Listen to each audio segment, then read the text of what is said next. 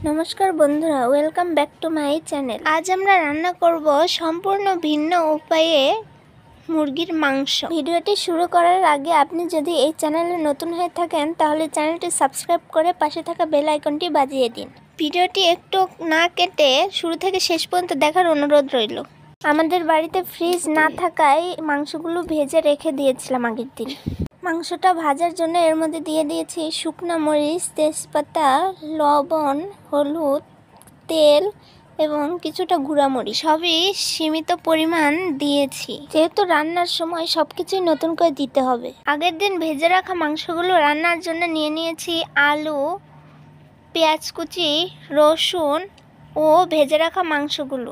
আর নিয়ে নিয়েছি একটু আদা ছেঁচানো। আর এখানে নিয়ে নিয়েছি কিছু মশলা বাটা। মশলা বাটার ভিতরে দিয়ে দিয়েছি জিরা, আদা, কাঁচা মরিচ, রসুন, দারচিনি, এলাচ। এখন মাংসগুলো রান্নার জন্য কড়াইতে তেল দিয়ে দিব জিরা, তেজপাতা, এলাচ, দারচিনি।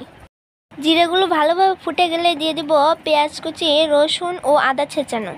পেঁয়াজ রসুন ভালোভাবে ভাজা হয়ে গেলে দিয়ে দিব এর ভিতরে বেটে রাখা মশলাগুলো। মশলাটা দেওয়া হয়ে গেলে দিয়ে দিব সামান্য পরিমাণ জল মশলাটা কষানোর জন্য। এরপর দিয়ে দিব হলুদ, কিছুটা মরিচের গুঁড়া। ঝালটা আপনারা আপনাদের পছন্দ মতো দিয়ে নেবেন।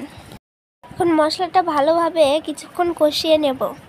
মশলাটা ভালোভাবে কষানো হয়ে গেলে দিয়ে দিব কেটে রাখা আলুগুলো। এরপর মশলাগুলোর সাথে আলুগুলো ভালোভাবে মিক্স করে দিয়ে দিব পরিমাণ মতো লবণ। এরপর কিছুক্ষণ নাড়াচাড়া করে ঢেকে দিব কষানোর জন্য। ঢেকে এইভাবে আলু কিছুক্ষণের মতো কষিয়ে নেব, তাহলে মশলাগুলো আলুর ভিতরে ভালোভাবে ঢুকবে। আলুগুলো ভালোভাবে কষানো হয়ে গেলে এর ভিতরে দিয়ে দিব ভেজে রাখা মাংসগুলো। এখন মাংসগুলো আলু ও মশলার সঙ্গে ভালোভাবে মিক্স করে ভেজে নেব। এগুলো 5 থেকে 6 মিনিটের মতো ভালোভাবে ভেজে নেব। ভালোভাবে ভাজা হয়ে গেলে কিছুটা জল গরম করে নেব, তারপর দিয়ে দিব গরম জল। এই তরকারিতে আমি আলাদাভাবে কষানোর জন্য কোনো জল দিব না, একবারে যে জলটা দিব সেটাতেই হয়ে যাবে। এরপর নাড়াচাড়া করে ঢাকনা দিয়ে ঢেকে কষানোর জন্য রেখে দেব কিছুক্ষণ। 5 থেকে 6 মিনিট পর ঢাকনাটা তুলে দেখব আলু সেদ্ধ হয়েছে কিনা।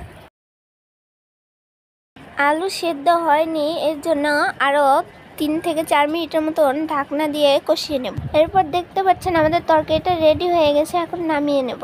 তরকারিটা যে এত সুস্বাদু হয়েছে আপনাদের বলে বোঝানো সম্ভব না।